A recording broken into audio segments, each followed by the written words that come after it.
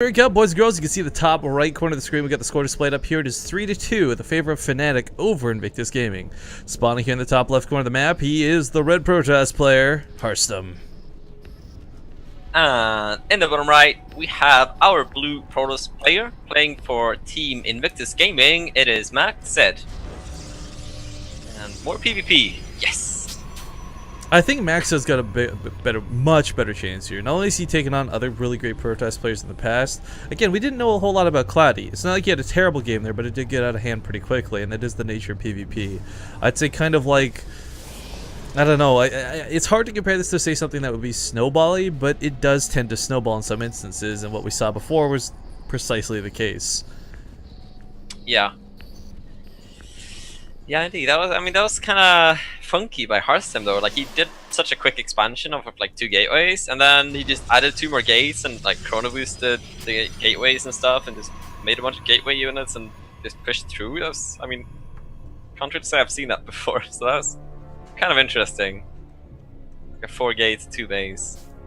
I think right now, I mean, there's a lot of different ways to open this up, and there's good, there's bad. I think one of my favorites ones to watch that are the most successful, though, are when players go for like the earlier stalker aggression leading into the blink follow-up. So whether it's 2 gates for 3 stalkers or 3 gate kind of semi-all-in, it's the earlier game aggressive moves that really do set you ahead for the later game. And I mean, Harstem, or behind, yeah, good point, or behind, because if it doesn't work out on you, then sometimes it's worse. But I think Harstem, you know, it's really hard to say who's going to be the aggressor in a PvP, because quite frankly, there's no one who, like for example, guys, you take a player like Tefl in a ZV anything, he's going to be the aggressor. That's the nature of the player. In PvP, though, that's kind of thrown out the window, and it doesn't matter how aggressive of a player you are, it doesn't always dictate that you'll be the one on the front lines. By the way, this matchup too has got one very, very subtle dynamic to it that I personally hate as a spectator more so than a commentator, and it's the fact that the nature of PvP is to get the death ball scenario a lot of the times. Like what we saw in the game before this was fantastic. I liked it. Lots of aggression, lots of back and forth, trying to really apply pressure. But I mean, I'd say like a good 7 or 8 times out of 10, it's wait till you're at either 150 or 200 supply before you really go for an attack as a Protoss player, if you're playing the more macro style. Yeah, and I mean, yeah, Protoss has so many, you know, ways, like PvPs. I mean, the defender's advantage is so big, so it's just, you know, it's hard to pull something off unless you've got a, you know, just a way better army composition. So it's kind of weird how different I think that the definition of defender's advantage plays out in the different matchups, though. I mean, for Zerg versus Zerg, defender's advantage really relies more about like the reinforcement time, the path, the larva being right there opposed to across the map. But for PvP, you know, you've got warpins, they're kind of right there. So defender's advantage comes more into effect for like the higher tech units, for the overcharges, force filling a ramp. But, yeah, exactly. Harstem actually gonna go with the Stargate this time. Yeah, one thing worth noting as well, Macsed did go for the Probe Scout and Harstem did not, so Harstem had a bit of an edge there. You know, bit of a mind game advantage, I guess. I kind of got a bit more minerals. This is the dirty side of me, but I'm kind of hoping he goes for Phoenix over the Oracle. I don't know, man. I just feel like if you've got the better control, Phoenix will win out over Oracles in any matchup anytime. Terran, Zerg, or Protoss. Yeah, we'll see. I mean, yeah, okay, it's gonna be an Oracle. I mean, Macsed didn't scout it, so maybe that's why he's thinking Oracle, but it's kind of lame. But this is another situation where if there's a Phoenix first, look, the Mothership Core, free food. I mean, the Stalker can eventually get it, but I mean, it doesn't even need to engage. Once he sees 2 Stalkers, it'll just float away. Oh, but you know what? Oh, because now if he has to recall, there's not going to be the energy for an overcharge. And if he has to, he has to recall. Oh, that's going to really hurt not having that energy. So he has to leave. He went for 3 gateways, but he can't go aggressive with this. He has to stay at home now.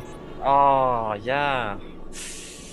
Yeah, that's actually gonna hurt here. I mean, he's got a nice build order versus what Harstem is doing, like Oracle into 1 gate expand. He's adding on a Robo on a gateway now, but yeah, not having the overcharge. He's gonna have to stay back at home, and by the time, you know, he's able to go aggressive again, Harstem is gonna have like Immortals already and, you know, more units. So that's a bit unfortunate for Macsed. Looks like he's going for the expansion, but that probe's gonna die. Yeah. Yeah, I'd be surprised if the Oracle actually let it live, but it does have to be careful. It's a lot of Stalkers. They might not do a ton of damage to Oracles, but Blink. Yeah, and Blink is on the way too. So I mean, right now, like I said, Macsed's gonna lock into his base. He's gonna start moving out a little bit at the moment because he thinks that Harstem has been spooked. But the reality is, as long as he gets got enough energy for a Photon Overcharge, that Oracle will never kill this mineral line. Yeah. Yeah, warps into the north. This is where Blink's gonna get really scary because Harstem normally would love to just force field the ramp, but he's already just transferred the probes. Oh boy. I mean, there's only 3 Stalkers. Immortal is out now, so he should be able to push this back. There's 6 Stalkers now, though, but I feel like Harstem's barely got enough still. He wants to get one more Immortal. There we go, one more Immortal on the way. And Overcharge is... Oracle? There we go. I was gonna say Overcharge is gonna be necessary. I like the Oracle idea, though. This I don't think it's for the front lines. Again, this is kind of what we saw Cloudy not have last time, and that's any sort of presence on the other side of the field. An Overcharge will chew through 1 Oracle really fast, but not 2. That was interesting as well. I think Macsed made a Robo, and then he cancelled it and made a 4th Gateway, so indecisive there, and he's gonna commit really hard with this. Harstem's got a Void Ray coming up too. This is kind of cool. Yeah. Not only does this do a lot of damage to Stalkers, guys, the thing is the best way to deal with a Void Ray, you blink underneath it, pick it off, can't run away, it's a slow unit. But if you blink forward aggressively into a Void Ray, you're also blinking forward aggressively into Immortals. Yeah. Yeah, I like that. Making the Oracle would have been a bit risky, considering, you know, he wants to have a lot of units defensive right now, but has to be careful, because there is a Sentry with high energy for Macsed, so forcing the Immortal. Ooh, we tried to get the Sentry, didn't quite get it, yeah. He almost got that second Stalker, by the way. 1 HP hype! Macsed disengages with 1 HP on that, but, you know, the thing is, he doesn't have to stay in the natural. With the ability of the Mothership Core here, he can blink to the main, but this means his natural line is unguarded, but 2 Stalkers will try and chase this off. Macsed, by the way, good control there, not at all caught off guard, but, you know, this is the problem for Harstem. You know, which way are you on the top? Do you defend the bottom? You see the Mothership Core up here, you kind of think like, okay, he's blinking, but surprise, goes to the natural instead. So a lot of this is about mispositioning, and looks like this might just be... Oof. Yeah, I think Macsed is gonna try to lure the army to the natural, and then blink it to the main, pull the army to the main, and then force field the ramp. But not if he loses the Mothership Core! That's a huge snipe for Harstem on the defense now. He only has to defend the natural. There's not going to be an attack elsewhere. Prismatic alignment goes off of the Void Ray. What is the Void Ray doing? Flies off to the middle of nowhere. No. And the Immortals are exposed. Second one is going to go down. But he's killed a lot of Stalkers, though. I mean, really, this attack from Macsed. That's a lot of Immortals. Yeah. That was like 4 Immortals, wasn't it? I think so. That's 4 Mortals. No, wait, hang on. There we go. 4 Mortals. Anyways, blinking forward on top of this very aggressively. Ooh. It's the Zealots that are so scary, though, for both players. Zealots just do so much damage in StarCraft 2, and normally you can't connect to things like Stalkers, but blinking into them like that was quite dangerous. Another Immortal comes down from the top of the ramp, but Macsed, you know, Harstem is seconds away from having another Overcharge. 10 in-game seconds, but he's going to hold without it. All the Stalkers, even the Immortal survives. What? I thought he was going to lose the Stalker fight for sure. I mean, that's he's on 2 bases. One more Immortal on the way as well. Yeah. Macsed's still stuck on 1. This was all in out on Macsed. Even some probes gonna go down. GG is called Harstem. Untouchable here in PvP. Yeah, he's doing really well. Well, he also puts Invictus Gaming on their last life, which is a very scary thing to consider because I gotta be honest, man, even if someone knocks out Harstem at this point, not only can they resurrect Harstem, there's still really good players behind him for Fnatic.